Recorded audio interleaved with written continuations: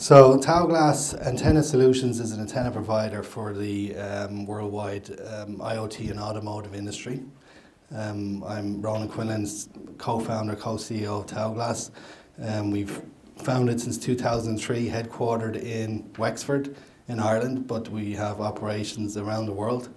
In Taiwan is where we do our production. We have 200 people there. We have a factory. We just got the news today that we got the IATF 16949 certification. So for those people in the hardware side of the business, they know what that means.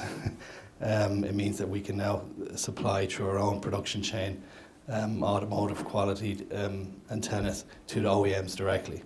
Taoglas has operations also in San Diego and in Minneapolis.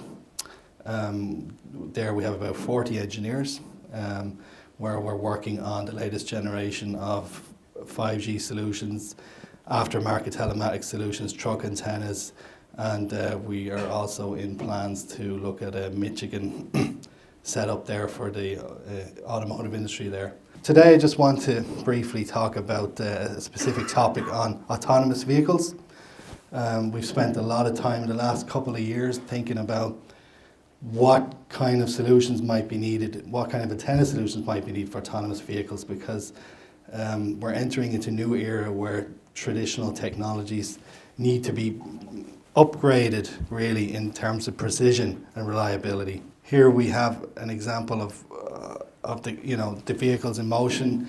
What in a future autonomous world, everything needs to be basically interconnected at all times. We cannot have a situation where the vehicle is not in connection with the network or with other vehicles or people, because it just won't be reliable enough. We saw that with the Tesla autopilot features. It wouldn't be something that I think would work in Europe under regulation. So we see the need for the 5G technologies that are being developed to really come into the market for the cars. So we are working with some of the OEMs and tier ones at the moment in defining the antenna solutions for that. Some of it is up at a higher frequency, we call millimeter wave frequency, and some of it is traditional frequency spectrum. But there's three real key points. Low latency, which means that you need to be able to communicate with, basically make a decision within 2 milliseconds is the communication aspect of it, rather than, I don't know, it could be 100 milliseconds today in today's network, which is too slow to basically prevent crash scenarios. It's got to be always on. What do we mean by that? It means that we will have a lot more coverage in the streetscape for wireless systems, so that there won't be any drop-offs. We've also got to have very high data speeds, so that means bringing in new antenna systems we call massive MIMO. So today's base stations might have 8 antennas, but the future 5G systems will have 256 individual antenna elements. So you can imagine the upgrade in capacity that brings. Okay, another extremely important aspect that sometimes gets overlooked, but our friends at Decawave, who we cooperate very closely on the antenna side, are really worldwide experts in, is this idea of centimeter level positioning. Well, we also need GNSS centimeter level positioning. That's GPS, supercharged GPS, we could think of it.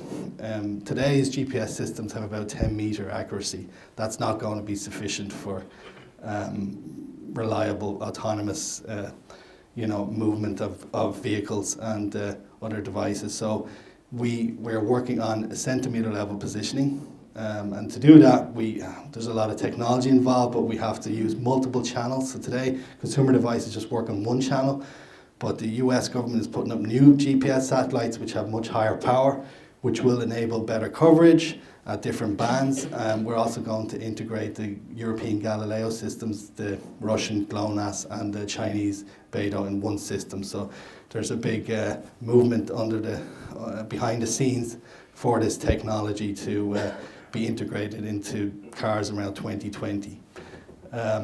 Another aspect of that would be you don't always get GPS coverage, obviously, in areas of urban canyons or in the city, as we often see. So therefore, something like Decawave's technology will be extremely important to be able to provide that coverage in areas where you cannot see the satellite. Here's just an example of why you need this low latency, I think it's the Department of Transport in the US has a regulation for new technology around V2V, where your car must be able to react within 30 milliseconds of a detected crash scenario. That's faster than the human reaction time. We imagine a situation where if you do detect a crash event, not only your car, but all cars in the surrounding environment will be locked down.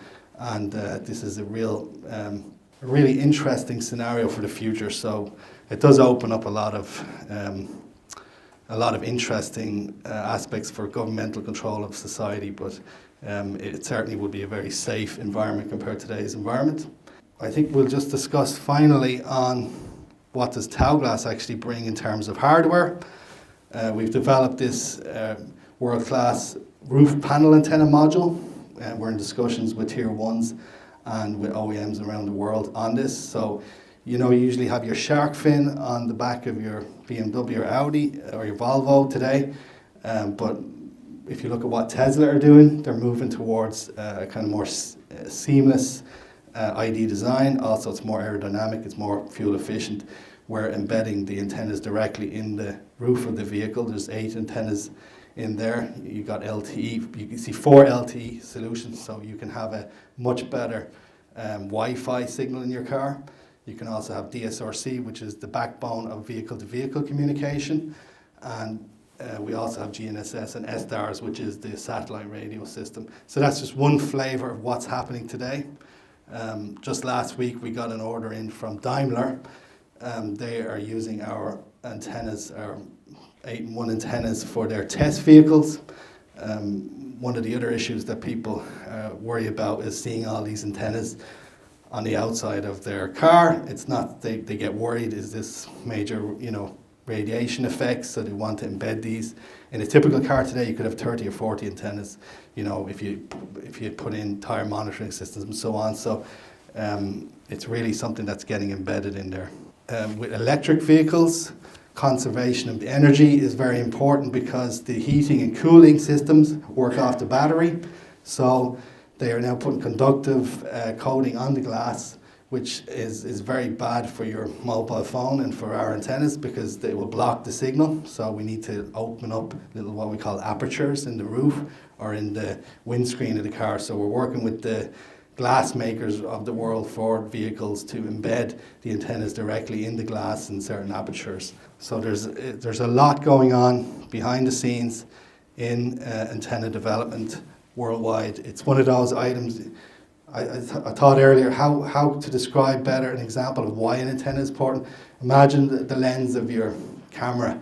It's that kind of thing. It's something that you don't think about much, but if the lens isn't perfectly engineered and totally reliable, you don't have a good camera. And the same for wireless systems. You've got to have a very precisely engineered antenna.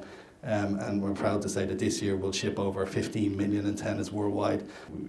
We'd be happy to discuss with anyone interested in what we do today and how we can partner up with you. So please reach out to me. Thank you.